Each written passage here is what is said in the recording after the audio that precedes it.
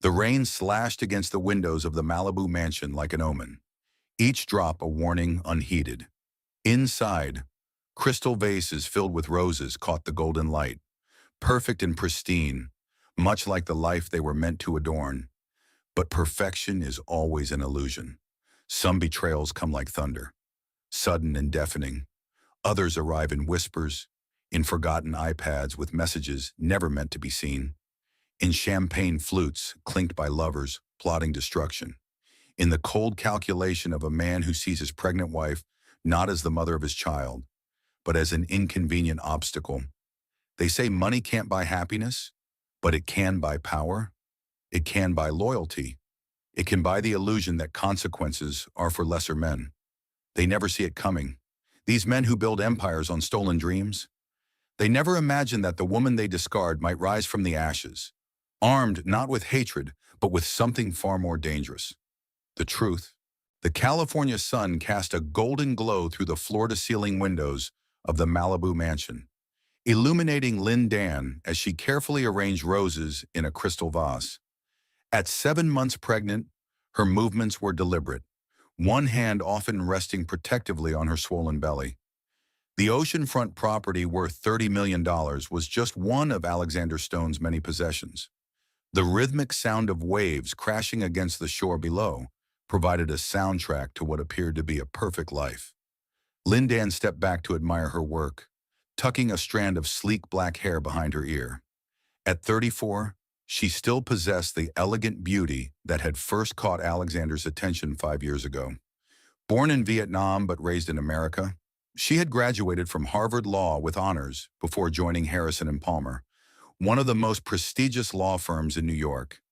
It was during a high-stakes merger between Stone's company and a Japanese tech firm that they first met. Mrs. Stone, Maria, the housekeeper, appeared in the doorway. "Mr. Stone called. He won't be home for dinner again tonight. Emergency board meeting." Lynn Dan's smile faltered only briefly before she nodded. "Thank you, Maria. You can take the evening off." This would be the third emergency meeting this week. She glanced at her watch, a Patek Philippe that Alexander had given her for their third anniversary. It was already past 7. As Maria left, Lynn Dan slowly lowered herself onto the white leather sofa, feeling a wave of fatigue wash over her. Pregnancy had been harder than she expected, especially with Alexander increasingly absent. She had given up her thriving legal career to support his ambitions, to be the perfect wife to a man whose financial empire grew more demanding by the day. Stone Finex, Alexander's fintech company, had revolutionized digital banking and cryptocurrency trading. What had started as a promising startup had exploded into a global behemoth worth over $20 billion. The financial press called Alexander the king of digital finance, and his face regularly graced the covers of Fortune, Forbes, and Bloomberg Businessweek. Lynn Dan reached for her phone, scrolling through their text messages. His responses had grown increasingly terse over the past few months. "Taking care of yourself," she had texted earlier. "Busy. Talk later," was his only reply. The baby kicked, and Lynn Dan smiled, rubbing her belly. "Your father is just busy, little one. He'll be so excited to meet you soon." The words sounded hollow even to her own ears. She heaved herself up from the sofa and wandered into Alexander's home office, a space she rarely entered. His iPad sat on the desk, forgotten in his morning rush. Alexander normally guarded his devices zealously, a habit he attributed to containing sensitive company information. A notification flashed across the screen. Without thinking, Lynn Dan tapped it, expecting a business alert. Instead, a message appeared. "Miss you already. Last night was amazing. Can't wait to feel you inside me again. Love." And Lynn Dan stared at the message, her heart suddenly pounding in her chest, her hands trembling. She entered Alexander's password, their wedding date, though she half expected it wouldn't work. To her surprise, the iPad unlocked. What she found shattered her world. Hundreds of messages between Alexander and someone named Natasha, photos of a stunning blonde woman in various states of undress, hotel reservations, Private jet itineraries to Paris, Bali, and the Maldives trips Alexander had claimed were business-related. But it was the email thread dated just yesterday that truly devastated her. From Natasha Ivanova to Alexander Stone. Subject: our future. Alex, darling, I've spoken with James. The divorce papers can be ready by next week. He assures me that with the prenup, she won't get much, especially if we move forward with our instability narrative. The timing actually works in our favor. Pregnancy hormones make women emotional, and we can use that against her. I can't wait to move into the Malibu house. I'm thinking of redecorating the master bedroom first, erasing all traces of her. Forever yours. N. From Alexander Stone to Natasha Ivanova. Our future. It's all in motion. I've already moved most of our liquid assets to the Cayman accounts she doesn't know about. James is the best divorce attorney in California. She doesn't stand a chance, especially since she signed that updated prenup last year. The board already loves you as our new business development director. Once we're married, you'll be the perfect partner, both in business and life, everything she failed to be. We just need to be careful for a few more weeks. I'll handle everything after the quarterly investor meeting. A. Lindan felt the room spin. She clutched the edge of the desk, trying to steady herself as nausea swept through her body. Alexander was planning to leave her while she was pregnant with their child. Not only that, but he was actively plotting to paint her as unstable, to take everything from her, even their baby. The iPad slipped from her grasp, clattering onto the desk.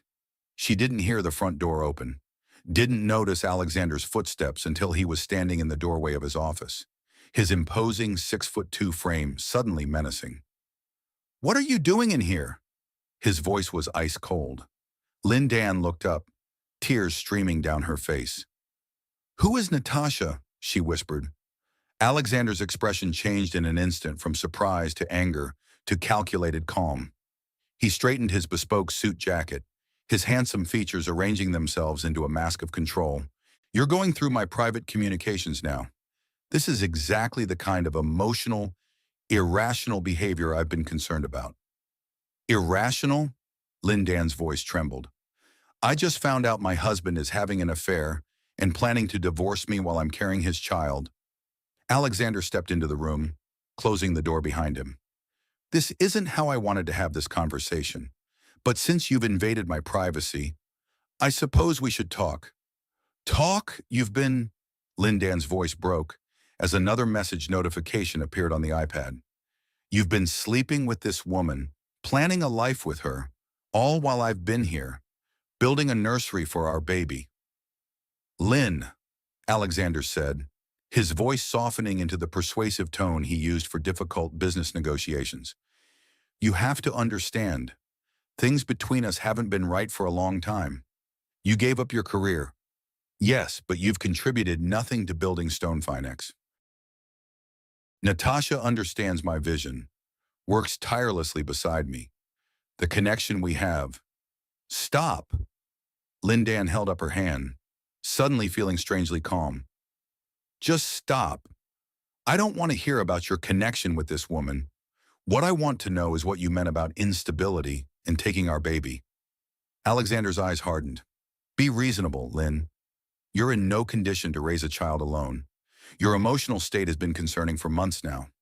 My lawyers feel, and I agree, that the child would be better off primarily with me." "Your lawyers, you've already discussed custody." The betrayal cut deeper with each revelation. "It's just preliminary planning," Alexander said dismissively. "This isn't personal. It's about what makes sense." "Not personal," Lindan laughed incredulously, one hand protectively covering her belly. "You're trying to take my child. How is that not personal?" "This is exactly what I'm talking about." Alexander sighed, gesturing at her tears. "These emotional outbursts, it's not healthy." The doorbell rang, interrupting their confrontation. Alexander checked his watch, a flicker of annoyance crossing his face. "That would be Natasha," he said calmly. "You invited her here to our home." Lindan felt sick. "It's time you two met. This childish drama needs to end so we can all move forward like adults. Before Lynn Dan could respond, Alexander had left the office. She heard murmured greetings in the foyer, followed by a woman's melodic laugh.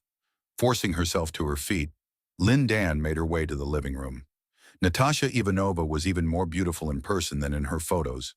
Tall and statuesque with platinum blonde hair cascading past her shoulders. She looked like she had stepped off a runway. At 29, she had the confident bearing of someone accustomed to getting what she wanted. She wore a red designer dress that accentuated every perfect curve, making Lynn Dan acutely aware of her own swollen body. "So this is the little wife," Natasha said, her Russian accent adding an exotic lilt to her words. Her eyes traveled dismissively over Lynn Dan's pregnant form. "Alex has told me so much about you." "Funny, he's told me nothing about you," Lynn Dan replied, struggling to maintain her composure. Alexander cleared his throat. "Lynn, Natasha is Stone Finex's new director of business development. And yes, we've become close. I've decided to accelerate our discussion about separation." "Acceleration? Is that what you call planning behind my back to divorce me and take my child?" Lynn Dan's voice rose. "I saw everything. Alexander, the emails about moving assets offshore, about painting me as unstable. You shouldn't have looked at private correspondence," Alexander said coldly. "It only demonstrates your lack of boundaries." Natasha moved to Alexander's side, placing a manicured hand possessively on his arm. "Alex, darling, perhaps this conversation would be better with your lawyer present. She's clearly not in a rational state." "Don't you dare," Lynn Dan hissed. "Don't you dare speak about me as if I'm not standing right here." "Lynn, calm down," Alexander commanded. "This isn't good for the baby." "Don't pretend you care about this baby," Lynn Dan cried. "Your emails make it very clear your only interest is in how you can use our child to hurt me." Alexander exchanged a glance with Natasha. "See what I mean? These mood swings are exactly why I'm concerned about her ability to parent." The casual cruelty of his words hit Lynn Dan like a physical blow. This man who had once promised to love her forever, who had held her hand during their first ultrasound with tears in his eyes, was now coldly discussing taking their child away. "I want you both out of my house," she said quietly. Alexander laughed, the sound harsh and unfamiliar. "Your house, I believe you'll find that nothing here belongs to you. Lynn, the prenuptial agreement you signed is quite clear on that point." "Then I'll leave," Lynn Dan said, turning toward the stairs. "Actually," Alexander said, his voice stopping her, "I've already arranged for you to move out. There's a furnished apartment in the city. All your personal items will be packed and sent there tomorrow." Lynn Dan turned back, stunned. "You're throwing me out tonight. I'm 7 months pregnant." "Alexander." "Don't be dramatic," he replied. "The apartment is perfectly adequate. My driver will take you there now." "You can't do this," she whispered. "I already have." Alexander reached into his pocket and produced a black credit card. "This has a $10,000 limit. It should tide you over until the divorce is finalized. I've already instructed my accountants to freeze our joint accounts for everyone's protection." "Of course." Natasha watched the exchange with a small, satisfied smile playing on her red lips. "What about my things? My clothes? My—" "As I said, they'll be delivered tomorrow." Alexander's tone was final. "Robert is waiting outside with the car. I suggest you don't make this more difficult than it needs to be." Lynn Dan stood frozen, unable to process the sudden collapse of her life. Just hours ago, she had been arranging flowers, waiting for her husband to come home. Now she was being discarded, replaced, her entire existence dismissed as inconvenient. "The baby could come early," she said, a last desperate appeal. "I need to be near my doctor, my hospital." "The apartment is 15 minutes from Cedars-Sinai," Alexander replied coolly. "All your medical expenses will continue to be covered. Of course, I'm not a monster, Lynn." A bitter laugh escaped her lips. "No, what would you call a man who throws his pregnant wife out of her home so his mistress can redecorate?" Anger flashed across Alexander's face. You have 30 minutes to collect whatever essentials you need tonight. Then Robert will drive you to the apartment. If you're not ready, security will escort you out. Security?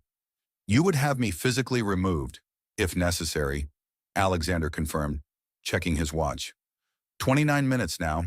Lynn Dan looked from Alexander to Natasha, searching for any sign of the man she had married, any hint of humanity or remorse. There was nothing, just cold determination in his steel gray eyes. Without another word, she climbed the stairs to their bedroom.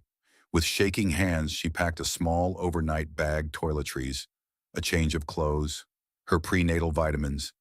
In the nursery, she gently touched the hand-painted mural of cherry blossoms she had commissioned, knowing she might never see it again. She took only one item, a small stuffed elephant she had bought the day they learned they were having a girl. When she returned downstairs, Alexander and Natasha were drinking champagne in the living room, their heads close together, laughing. They fell silent as she entered. "Your time is up anyway," Alexander said, not bothering to stand. "Robert is outside." Lynn Dan straightened her shoulders, summoning the dignity that had once made her a formidable presence in courtrooms. "You will regret this, Alexander. Not because I will make you regret it, but because someday you'll realize what you threw away." Alexander's laugh was dismissive. "Always so dramatic. This is business. Lynn, nothing personal." The rain had started falling by the time Robert opened the car door for her.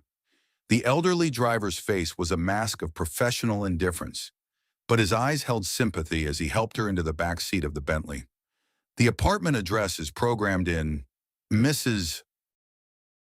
Stone," he said quietly. "It should take about 40 minutes in this weather."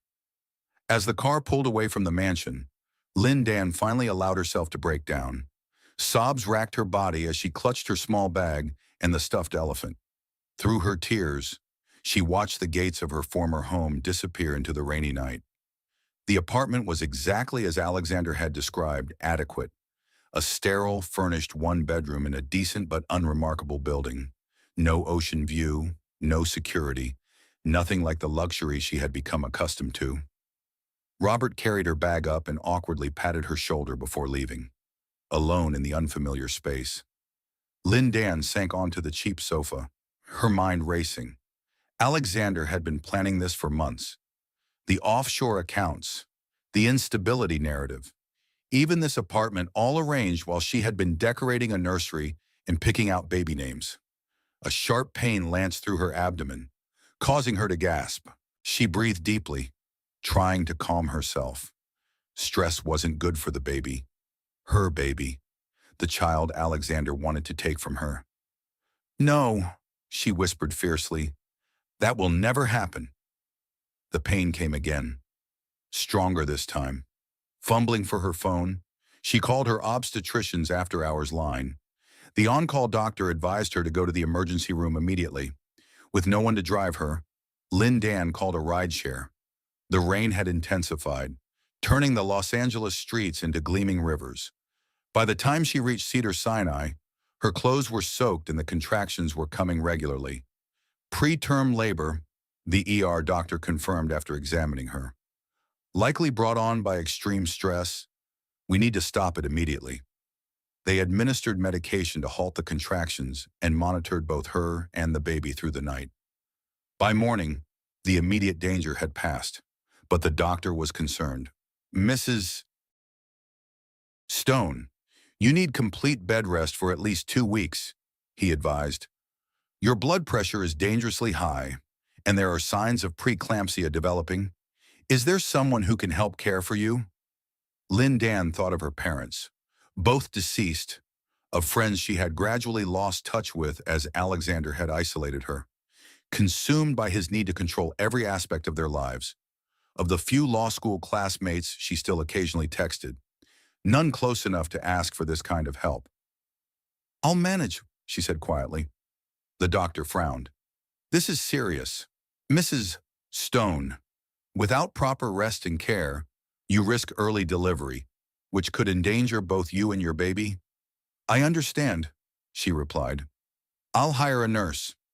With the black credit card Alexander had given her, She arranged for a home health aide and a grocery delivery. Back at the apartment, she settled into bed, her mind clearer than it had been since discovering Alexander's betrayal. She had been a fool. She realized, blinded by love, she had given up her career, her independence, even signed that revised prenuptial agreement without having her own lawyer review it. Alexander had systematically isolated her, all while positioning Natasha to take her place. But Alexander had forgotten something crucial before she was his wife. Lynn Dan Nguyen had been one of the most promising young attorneys at Harrison and Palmer. She had specialized in corporate law, with a particular focus on financial fraud. Reaching for her phone, she scrolled through her contacts until she found a name she hadn't thought about in years. Michael Parker. They had faced off in court during her last case before leaving the firm to marry Alexander. Michael had been representing the opposition brilliantly. She had to admit, he had lost the case, but earned her professional respect. She hesitated, her finger hovering over his number. It was barely 7 a.m. They hadn't spoken in nearly 5 years. He might not even remember her, but she needed a lawyer who wasn't afraid to go up against powerful men like Alexander, and Michael had that reputation. Before she could talk herself out of it, she pressed the call button. "Parker," a gruff voice answered on the fourth ring. "Michael, this is Lynn Dan Nguyen. Well, Stone now. We opposed each other in the Westridge merger case 5 years ago." There was a pause, then, "The Harvard hotshot who trounced me. Hard to forget. Word was you married the client." "Yes," she said, her voice faltering. "That's actually why I'm calling. I need a lawyer. Michael. A good one." Something in her tone must have conveyed her desperation, because his voice immediately became more serious. "What happened?" "Lynn Dan. My husband is trying to divorce me, take my child, and leave me with nothing. And he has James Windsor representing him." Michael whistled low. "Windsor is a shark, one of the best in L.A. "I know," she said quietly. "That's why I need someone better." Another pause. "I don't do much divorce work these days. Mostly corporate cases, white-collar crime." "That's exactly why I need you," Lynn Dan said, sitting up straighter. "This isn't just about divorce.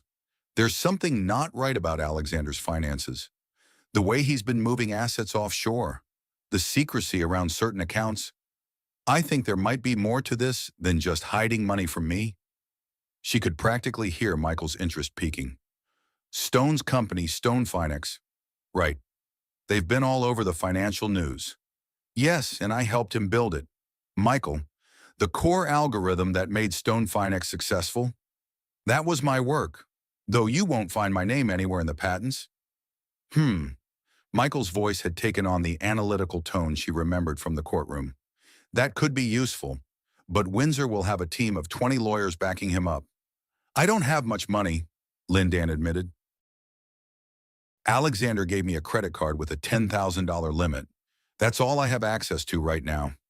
"Jesus," Michael muttered. "He kicked you out. Last night, I'm 7 months pregnant and just spent the night in the ER because the stress triggered preterm labor." "That son of a bitch," Michael said with quiet intensity. "Look, I can't promise anything, but I'd like to hear more. Can you come to my office?" "The doctor ordered bed rest for 2 weeks," Lynn Dan explained. "Preeclampsia risk." "I'll come to you then," Michael decided. "Text me the address. I can be there around noon." "Thank you," Lynn Dan whispered, relief washing over her. "Thank you, Michael." "Don't thank me yet," he warned. "Going up against Alexander Stone won't be easy, but if what you're suggesting about financial improprieties is true, well, that changes the game entirely." After hanging up, Lynn Dan felt the first stirrings of hope. Alexander thought he had all the power, that she would meekly accept whatever crumbs he offered. He had forgotten who she was before she became Mrs. Stone, a woman who had graduated at the top of her class, who had never backed down from a challenge. The home health aide arrived, a motherly Filipina woman named Rosa, who clucked disapprovingly at Lynn Dan's sparse accommodations and immediately set about making the apartment more comfortable. By the time Michael Parker arrived, Lynn Dan had managed to shower and change into a simple maternity dress, regaining some sense of dignity. Michael was much as she remembered, tall and broad-shouldered, with prematurely gray hair that somehow only enhanced his rugged good looks.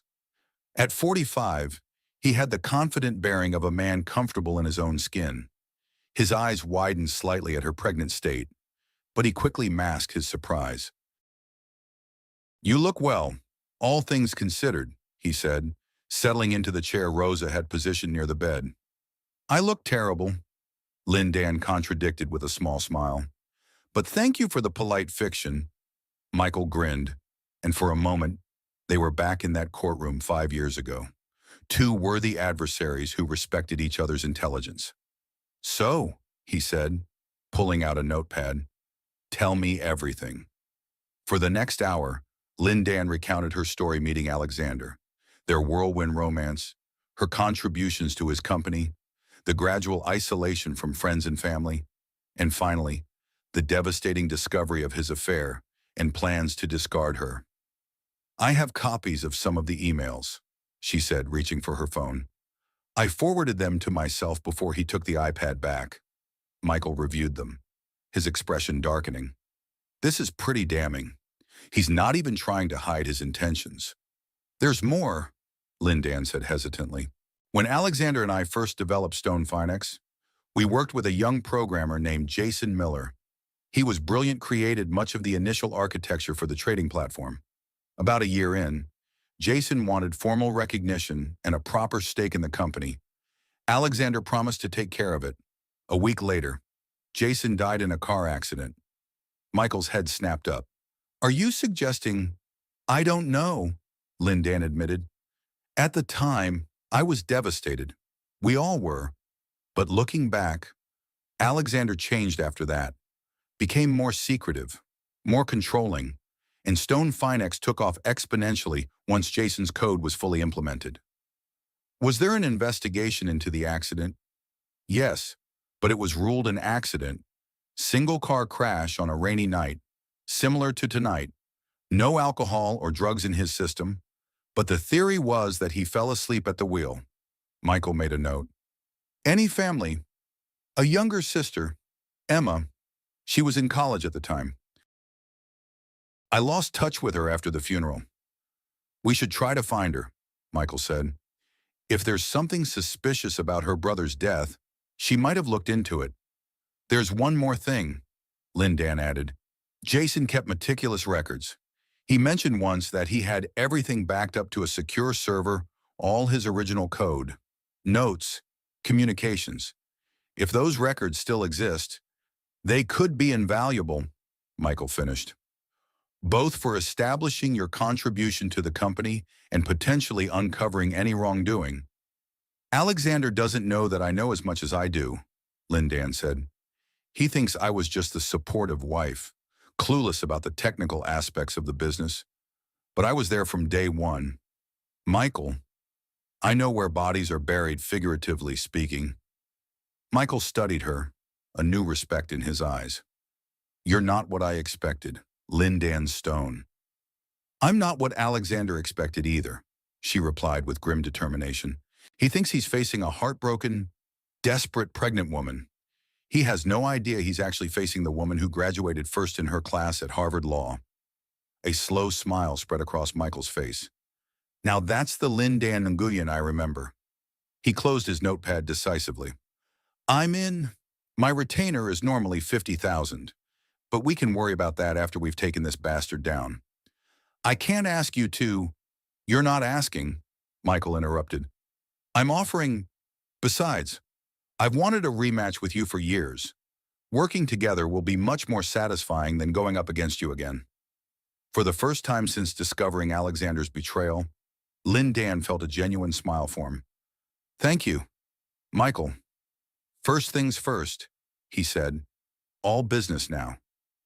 We need to secure your financial situation. That card could be canceled at any moment.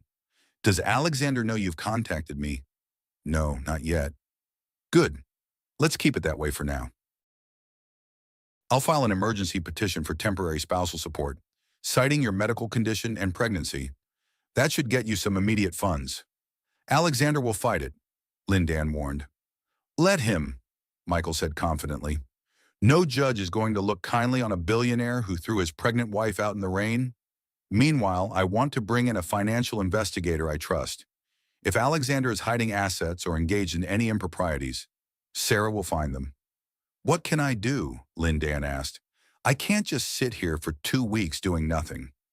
You can focus on staying healthy and keeping that baby safe, Michael said firmly. And you can write down everything you remember about the development of Stone Finex dates, meetings, your contributions, Jason's involvement, everything. The more detailed, the better. Lindan nodded, already mentally compiling a timeline.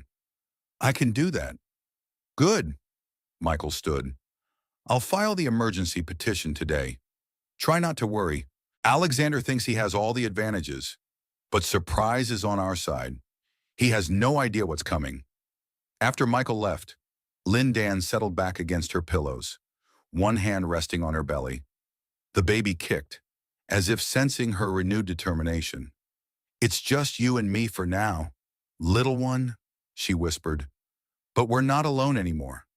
And your father is about to learn a very important lesson. Never underestimate a woman with nothing left to lose.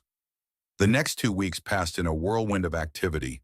Despite Lindan's confinement to bed rest, Michael's emergency petition was granted, forcing Alexander to provide $25,000 per month in temporary support. Alexander's lawyers, a team led by the formidable James Windsor, immediately filed a counter motion, claiming Lindan had violated the prenuptial agreement by abandoning the marital home and demonstrating emotional instability. Classic Windsor tactics, Michael explained during one of his daily visits. He's trying to establish a narrative early, but the judge wasn't buying it, especially after we submitted your medical records from the night Alexander kicked you out. Sarah Williams, the financial investigator Michael had brought in, was making progress unraveling Alexander's complex web of accounts. He's been moving money through a series of shell companies, Sarah explained, spreading documents across Lindan's bed. A former FBI forensic accountant, Sarah had the sharp eyes and methodical mind of someone who enjoyed untangling financial puzzles. Classic offshore structuring, but he's been sloppy in places. Too confident no one would look closely. What about Jason Miller? Lindan asked. Any luck finding his sister? That's our most interesting development, Michael said, a hint of excitement in his voice. Emma Miller works for Stone Finex. Lindan sat up straighter. What? Since when? She was hired about a year ago as a mid-level IT specialist, kept her mother's maiden name Anderson, which is probably why no one made the connection. Or Alexander knew exactly who she was and wanted to keep her close, Lindan mused. The question is, does she know what happened to her brother? Only one way to find out, Michael replied. I've arranged to meet her tomorrow. Emma Miller, now Emma Anderson, agreed to meet Michael at a small coffee shop far from the Stone Finex offices. She was 28 now, with the same intense blue eyes and sharp features Lindan remembered from her brother. Her expression was guarded as Michael explained who he represented. Mrs. Stone, Emma said cautiously. I didn't think she'd remember Jason. She remembers a great deal, Michael replied, including your brother's contributions to Stone Finex and the suspicious timing of his death. Emma's fingers tightened around her coffee cup. What exactly are you suggesting? We're not suggesting anything yet, Michael said carefully. We're gathering information. Lindan believes your brother was instrumental in developing the core technology that made Stone Finex successful. Technology that Alexander Stone has claimed full credit for. Jason created everything, Emma said, her voice barely above a whisper. The entire trading algorithm was his design. Stone just provided the business framework and initial funding. Do you have proof of that? Emma hesitated, glancing around the coffee shop before leaning forward. Maybe. Jason was paranoid about intellectual property theft. He backed up everything: code, emails, meeting notes. He gave me access to his secure server before he died, told me it was insurance. Have you looked at the files? Michael asked. Some of them. Enough to know that Alexander Stone stole my brother's work. Her eyes hardened. That's why I took the job at Stone Finex. I wanted to find evidence from the inside, proof that Jason's death wasn't an accident. And have you found anything? Nothing definitive about the accident, Emma admitted. But I found evidence of other irregularities, financial transactions that don't add up, customer accounts being manipulated, the kind of things that would interest the SEC. Michael passed her his card. Emma, we'd like your help. Whatever you can safely share with us could be crucial. Emma studied the card for a long moment. Jason liked Lindan, said she was the only one who truly understood his vision for the platform. She slipped the card into her pocket. I'll be in touch, but you should know I'm not the only one investigating Alexander Stone. There have been others asking questions. What others? Michael pressed. I don't know exactly, but someone accessed some of the same financial records I've been looking at. Someone with high-level clearance. She stood, adjusting her bag. I have to get back to work. I'll contact you when I can. By the time Lindan's 2 weeks of bed rest ended, they had amassed a substantial file on Alexander's activities. Sarah had traced millions flowing through offshore accounts. Emma had provided access to Jason's secure server, revealing damning emails where Alexander discussed taking sole credit for Jason's work. But it was a discovery in Lindan's own records that provided the most explosive evidence. While organizing old documents, she found a flash drive she had forgotten about, one containing the original partnership agreement for Stone Finex, signed by Alexander, Lindan, and Jason. The agreement, never formally filed, granted Lindan 40% ownership and Jason 25%. This changes everything, Michael said, reviewing the document. This predates your marriage and the prenup. It establishes you as a founding partner, not just a spouse. Alexander will claim it was superseded by later agreements, Lindan pointed out. Let him try, Michael replied with a predatory smile. We now have evidence that he deliberately concealed your ownership stake, which constitutes fraud. Combined with the financial irregularities Sarah found in Jason's records, we're not just fighting a divorce case anymore. Lindan, we're looking at potential criminal charges. The preliminary hearing was scheduled for 2 weeks later. In the meantime, Alexander's PR machine had gone into overdrive. Stories began appearing in business publications about Natasha Ivanova, the brilliant strategist behind Stone Finex's recent growth. Photos of Alexander and Natasha at charity galas and business events flooded social media. In one particularly calculated move, they gave a joint interview to Forbes, discussing their vision for the future of finance, while Alexander obliquely referenced his unfortunate domestic situation and his hopes for an amicable resolution. Lindan, meanwhile, maintained complete silence. On Michael's advice, she refused all interview requests and stayed away from social media. She focused on preparing for the hearing and, more importantly, keeping herself and her baby healthy. The night before the hearing, Alexander made his first direct contact since throwing her out. A text message appeared on her phone. My lawyers tell me you've hired Michael Parker. An interesting choice. I'm willing to be generous. Lynn, $5 million settlement, joint custody with primary residence with me, one-time offer. Consider it carefully. Lindan stared at the message, anger and disbelief warring within her. After everything he had done, Alexander still believed he could dictate terms, still thought she would accept his crumbs out of fear or desperation. I'll see you in court, she replied simply. The Los Angeles County Superior Court was crowded with reporters when Lindan arrived the next morning.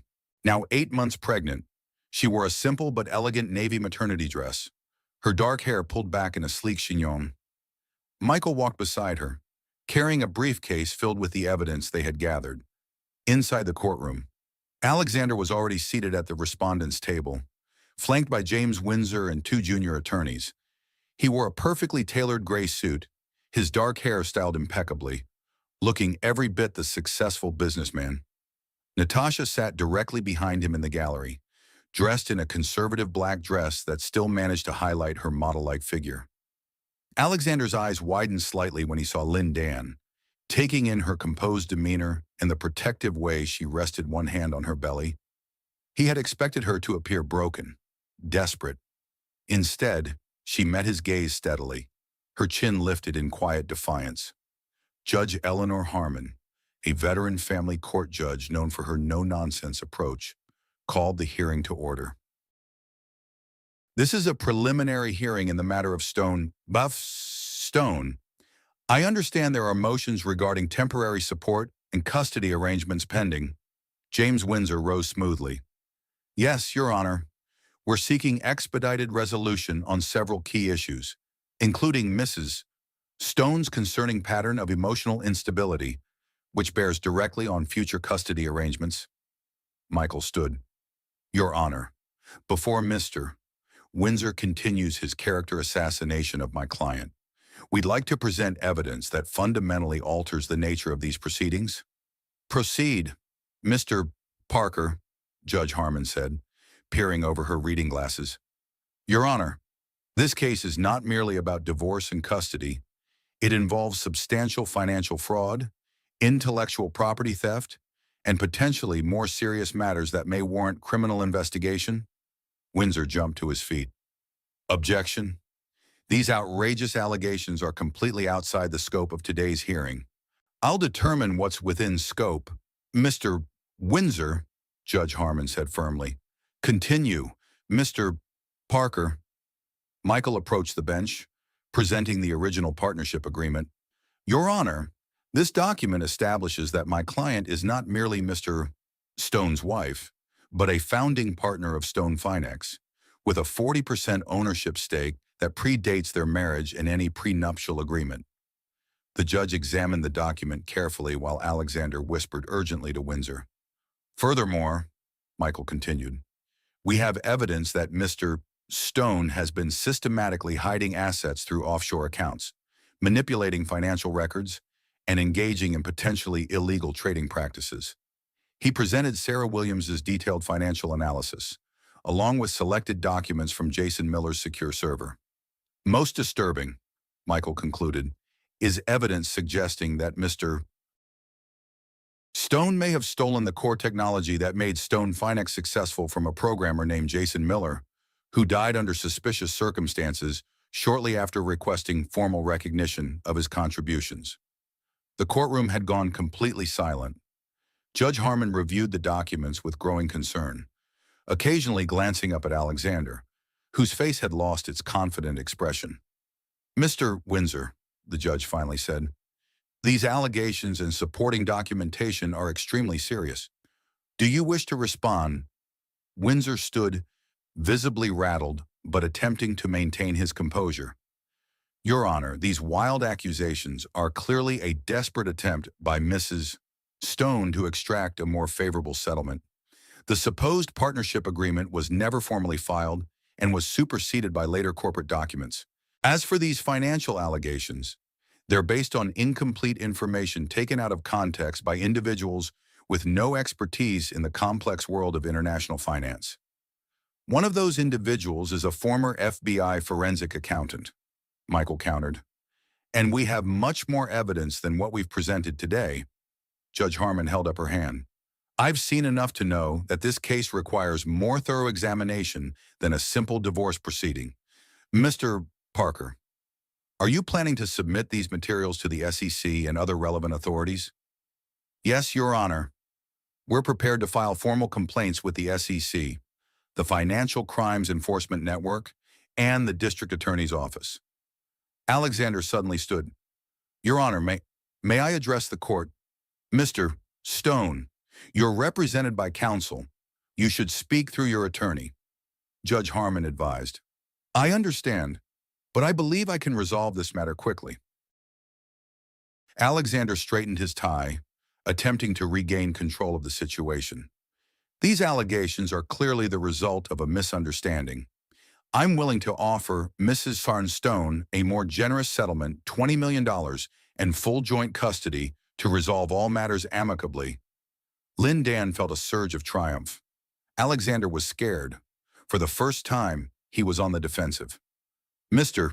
Stone, Judge Harmon said sternly. You appear to be missing the point. If even half of what Mr. Parker has presented is accurate, we're looking at potential federal crimes, not just a divorce settlement. Your Honor, Michael interjected, we have one more witness who may shed light on these matters.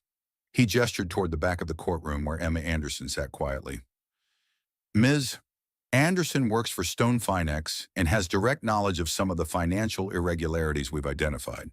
She's also the sister of Jason Miller, the programmer whose work Mr. Stone allegedly appropriated. A visible ripple of shock passed through Alexander's body as he turned to look at Emma. His face paled further as recognition dawned. Your Honor, I request a brief recess to confer with my client, Windsor said urgently. Granted, 20 minutes, Judge Harmon declared, banging her gavel. As Alexander and his legal team huddled in intense conversation, Lynn Dan turned to Michael. He's rattled. I've never seen him lose control like this. Good, Michael said grimly. He should be scared. Sarah's already been in touch with her contacts at the SEC. Once they see what we have... Across the courtroom, Alexander kept glancing at Emma, who met his gaze with cold determination. Natasha had disappeared, noticeably absent when the court reconvened 20 minutes later. Windsor approached the bench. Your Honor, my client would like to propose a settlement conference to resolve all matters privately. I imagine he would, Judge Harmon replied dryly. However, given the nature of the allegations, I'm concerned about potential destruction of evidence or flight risk. She turned to Alexander. Mr. Stone, surrender your passport to the court clerk. I'm also issuing an order freezing all assets of Stone Finex pending further investigation. Alexander's face contorted with fury. You can't do that. The company employs thousands of people. This will cause a market panic. You should have considered that before engaging in questionable financial practices. Mr. Stone, the judge replied coldly. This hearing is adjourned until next week. In the meantime, I'm forwarding these materials to the appropriate authorities. As the courtroom emptied, Alexander approached Lynn Dan, ignoring Michael's protective stance beside her. What do you want? He hissed, his handsome face ugly with rage. Name your price. Lynn Dan regarded him calmly, one hand resting on her belly. There was a time when all I wanted was your love and respect. Alexander, now I want justice for myself, for our child, and for Jason Miller. You'll regret this, he threatened. When Stone Finex collapses, you'll get nothing. I don't want your money, Lynn Dan replied. I want the truth to come out, and it will, one way or another. Windsor pulled Alexander away before he could respond further, but his venomous glare followed Lynn Dan as she left the courtroom, head held high. Outside, reporters swarmed, shouting questions. Michael fielded them with practiced ease. We're confident in our evidence. Mrs. Stone's primary concern is the well-being of her child and seeing justice done. No further comments at this time. In the car, Lynn Dan finally allowed herself to relax, the tension of the day catching up with her. He's not going to give up easily. Michael, Alexander hates losing more than anything. Let him fight, Michael said confidently. We have the truth on our side, and a mountain of evidence. The SEC will be all over Stone Finex by tomorrow. What about Natasha? She disappeared during the recess. Sarah's tracking her movements. If she tries to run with any of Alexander's assets, we'll know. The next morning, the financial news was dominated by reports of the Stone Finex investigation. The company's stock plummeted 30% within hours of market opening. Business channels featured experts discussing the potential impact on the broader fintech sector. Alexander issued a statement denying all allegations and assuring investors that operations would continue normally. But the damage was done. By afternoon, the SEC had announced a formal investigation. Trading in Stone Finex shares was temporarily suspended. Several major clients publicly announced they were withdrawing their assets from the platform. Lynn Dan watched it all unfold from the safety of her apartment, fielding calls from Michael and Sarah with regular updates. Emma had provided additional internal documents, including evidence that Alexander had been manipulating certain high-value customer accounts, essentially using client funds to cover his own trading losses. 3 days after the hearing, as Lynn Dan was preparing for bed, her phone rang with an unfamiliar number. "Hello," she answered cautiously. "Mrs. Stone. This is Detective Rivera with the LAPD. We've arrested your husband." Lynn Dan sank onto the edge of her bed. "Arrested? On what charges?" "Financial fraud for now, but we're also reopening the investigation into Jason Miller's death. Some new evidence has come to light suggesting his car accident might not have been accidental." After hanging up, Lynn Dan sat in stunned silence. It was happening faster than she had anticipated. Alexander, the man who had seemed untouchable, who had discarded her so carelessly, was now in police custody. Her phone buzzed with a text from Michael. "Just heard." "You okay?" "Yes," she replied. "Just processing. This is just the beginning." Michael texted back. "Get some rest. Tomorrow will be another big day." As if on cue, the baby kicked vigorously, as if reminding Lynn Dan of the future she was fighting for. She placed both hands on her belly, a mixture of emotions washing over her vindication. Sadness for what might have been, but mostly a profound sense of peace. Alexander had tried to paint her as emotionally unstable, as incapable of caring for their child. Instead, he had awakened the fighter in her, the brilliant legal mind that had once made her a rising star. "We're going to be okay," she whispered to her unborn daughter. "Better than okay. We're going to be extraordinary." The next morning brought news that Natasha had been detained at LAX, attempting to board a flight to Moscow with forged travel documents and nearly $1 million in cash. Financial investigators had frozen dozens of offshore accounts linked to Alexander and Stone Phoenix. The company's board of directors issued a statement announcing Alexander's immediate removal as CEO and the appointment of an interim management team. In the days that followed, more damning evidence emerged. Former employees came forward with stories of Alexander's unethical business practices. Financial journalists uncovered links between Stone Phoenix and various money laundering operations. Emma Miller publicly revealed her identity as Jason's sister and shared her brother's story with selected media outlets. When Lynn Dan went into labor 2 weeks later, it was Michael who drove her to the hospital, who paced nervously in the waiting room, and who was the first person besides the medical staff to hold little Mayanne Stone after her birth. "She's perfect," Michael said softly, cradling the newborn with surprising tenderness. "She has your eyes, and hopefully my temperament rather than her father's," Lynn Dan replied with a tired smile. Alexander remained in custody, denied bail due to flight risk. The criminal investigations had expanded to include charges of wire fraud, securities fraud, and money laundering. The reopened investigation into Jason Miller's death was ongoing, with forensic experts re-examining the crashed vehicle and financial transactions surrounding the time of his death. 6 months after Mayanne's birth, Lynn Dan sat in another courtroom, this time for Alexander's criminal trial. The evidence against him was overwhelming. Jason's secure server had yielded emails where Alexander explicitly discussed taking care of the Jason problem shortly before the programmer's fatal accident. Financial records revealed a payment of $500,000 to an offshore account linked to a known fixer with ties to organized crime.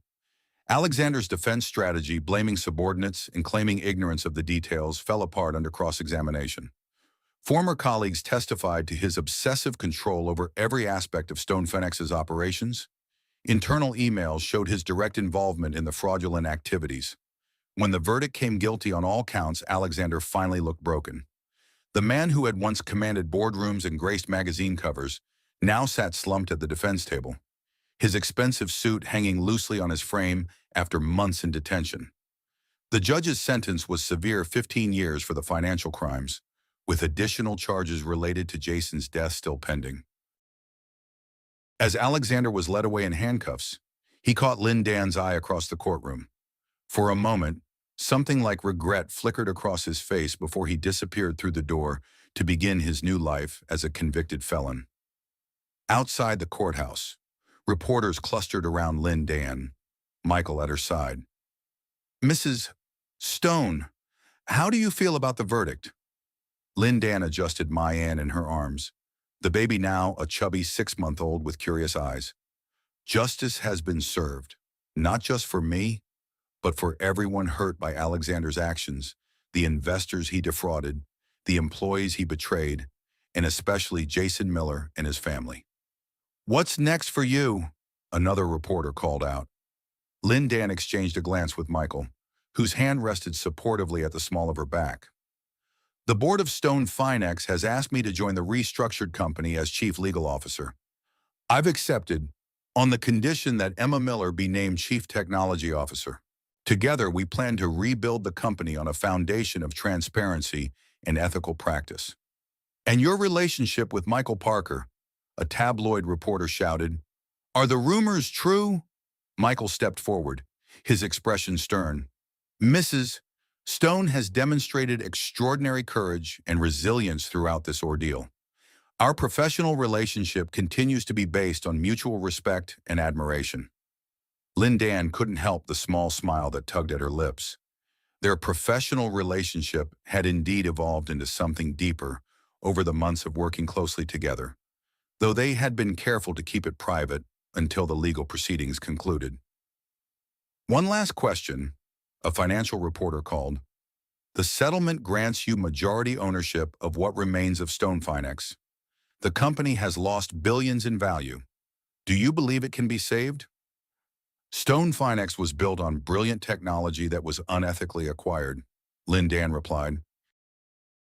"With the right leadership and proper ethical foundations, I believe it can be transformed into something valuable, not just financially, but as a model for how companies should operate." As they made their way through the crowd to the waiting car, Michael leaned close. "You were magnificent in there." "We all were," Lynn Dan replied, smiling at Emma, who walked on her other side. "Team effort."